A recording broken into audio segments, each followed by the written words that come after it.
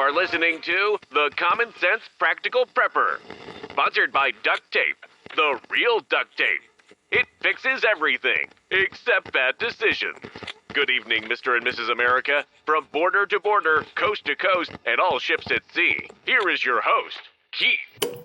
Hey, all, welcome back to the Common Sense Practical Prepper podcast for August the 10th, 2026.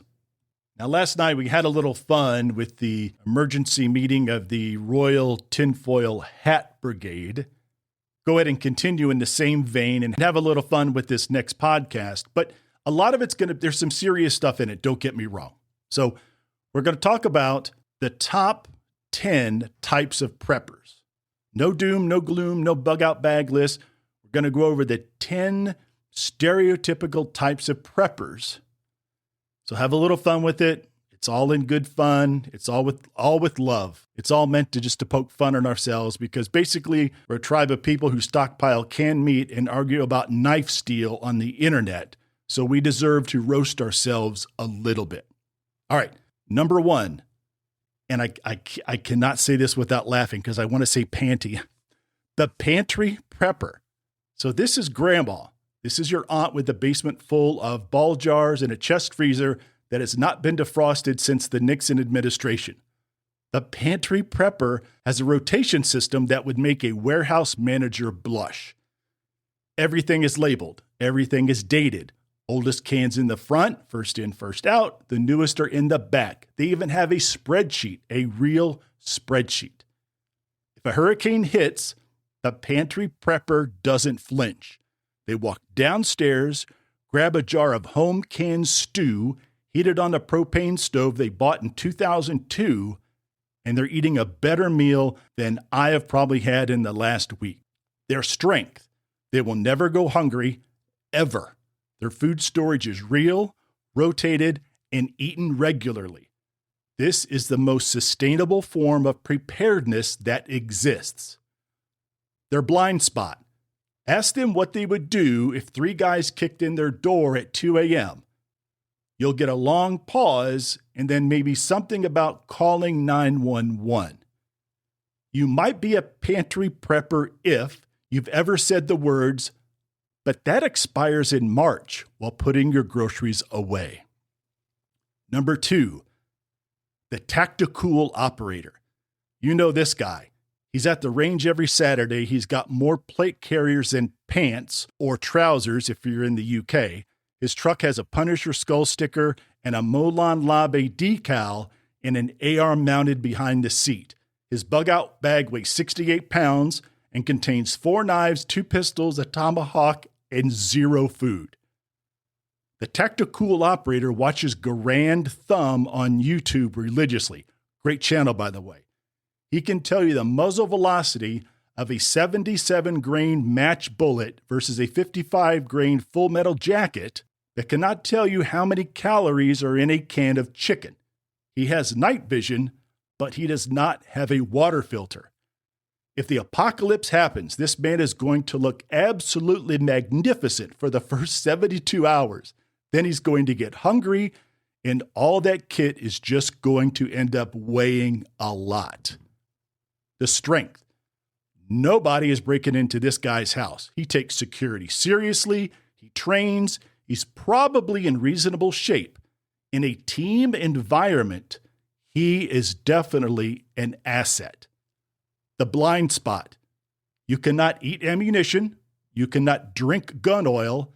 And a man with 10 rifles and no rice is a well-armed corpse on day 14. You might be a tactical operator if you've ever spent more on an optic for your AR-15 than your monthly grocery bill. Number 3, the homesteader. The homesteader just doesn't prep. They live it every single day. They grow food. They raise animals. They compost. They ferment. They've got solar panels, a well, a root cellar, and their chickens have names. This person hasn't bought a tomato from a grocery store since 2017, and they will tell you about it at length, unprompted, with photographs. The homesteader's Instagram is all raised beds, sourdough loaves, and sunset photos over the goat pen. Their hands are perpetually dirty. They can butcher a rabbit in under 4 minutes. They look at the suburban preppers with a quiet pity usually reserved for people who don't know how to change a tire. Their strength. If the grid goes down permanently, this person barely notices. They're already living in the post-apocalypse voluntarily. Their grandkids will be just fine. Their blind spot. Everything is location dependent, and if you ever have to leave, fire, flood, forced evacuation, all those chickens are not fitting into Subaru, and all their preps are rooted in the ground. Literally. You might be a homesteader if you've ever described your Saturday plans as processing the meat birds, and nobody at the table flinched. All right, number 4, the info junkie. The info junkie knows everything about everything. They've watched every YouTube survival video. They've read every book. They've listened to every podcast, including this one. And thank you, by the way. They can explain the theory behind a Dakota fire hole. They know the ideal angle for a lean-to. They can recite the pros and cons of 15 different water filters from memory. They have a saved playlist of 200 videos titled Watch Later that they will definitely get to at some point. What they have not done is gone outside and made a fire. The Info Junkie's bug-out bag consists entirely in their Amazon wish list. Their emergency plan is a mental note. Their food storage is, I know where to buy it when things get bad. So their strength. When they finally do get off the couch, they'll have a massive head start on knowledge. They understand systems, concepts, and strategy at a high level. Their blind spot. Knowing how to start a fire and having started a fire are two completely different things. Information without application is just entertainment. You're not prepping, you're binge watching people prep. You might be an info junkie if you've ever said, I saw a video on how to do that, in response to a question about whether they've actually done it. Number 5, the lone wolf, something we've talked about a few times. The lone wolf trusts nobody. His plan is simple. When it hits the fan, he disappears into the woods, alone, with his rifle, his pack, and his dog, maybe. He does not need a community. He does not need a team. He doesn't need anybody. He's read enough McCormick McCarthy to know that other people are the real threat, and his plan is to avoid them entirely. The lone wolf has a cachet in the woods. Probably. He hasn't checked on it in 2 years, but it's still there, I'm sure. He has a route planned to get there to avoid all major roads. He's got a compass and a paper map and the kind of confidence that comes from never actually have tested the plan. The strength for the lone wolf. Self-reliance is real. Not depending on systems or other people has genuine value. And honestly, in the first 48 hours of a crisis, avoiding people is the correct move. The blind spot. You cannot stand watch for 24 hours a day. You cannot guard your camp while you sleep. You cannot set a broken arm by yourself. The lone wolf in nature is usually a lone wolf because he got kicked out of the pack, and he's the first one to starve. You might be a lone wolf if you've ever described your emergency plan as head for the hills and felt like that was enough. Number 6, the weekend warrior. The weekend warrior goes camping once a year. He has a nice tent from REI. He's got a hatchet that he bought after watching a survival show. He took a CPR class in 2016, and that's probably good enough. His preps consist of a half-dead fleshlight in the junk drawer, some batteries that may or may not be expired, and a first aid kit he got as a Christmas gift 4 years ago and has never opened it. I think I have one of those. The weekend warrior's confidence comes from the fact that he's been in the outdoors. He went hunting once in 2014, he caught a fish in a pond, and he's pretty handy around the house. He's almost certain that in a crisis, his general life experience will carry the day. But it won't. His strength. At least he goes outside occasionally. He has basic comfort with the outdoors, which is more than most people. He's not afraid of the dark unless it gets really dark, or he's not afraid of a little discomfort. The blind spot. Confidence without testing is delusion. When's the last time you started a fire without a lighter, slept outside in the rain, gone 24 hours without eating? If the answer is never, you're not experienced. That just makes you optimistic. You might be a weekend warrior if your bug out plan is, I'll figure it out, and you genuinely believe that. Number 7, the budget prepper. God bless the budget prepper. This person is building an ark out of Dollar Tree and Harbor Freight parts in the sheer force of will. Their bug out bag is a free backpack from a job fair. Their fire kit is a Bic lighter and dryer lint in a Ziploc bag. Their first aid kit is Band-Aids and Neosporin from the dollar store. Their food storage is ramen, canned chicken from Aldi, and a bag of rice from Costco that they split into freezer bags. And you know what? It works. Every single one of those things we just mentioned works. Because this person understands something that Tactical Operator doesn't. The best prep is the one that you have on you. A $3 poncho that's in your bag beats a $300 Gore-Tex jacket that's in someone else's closet. Their strength.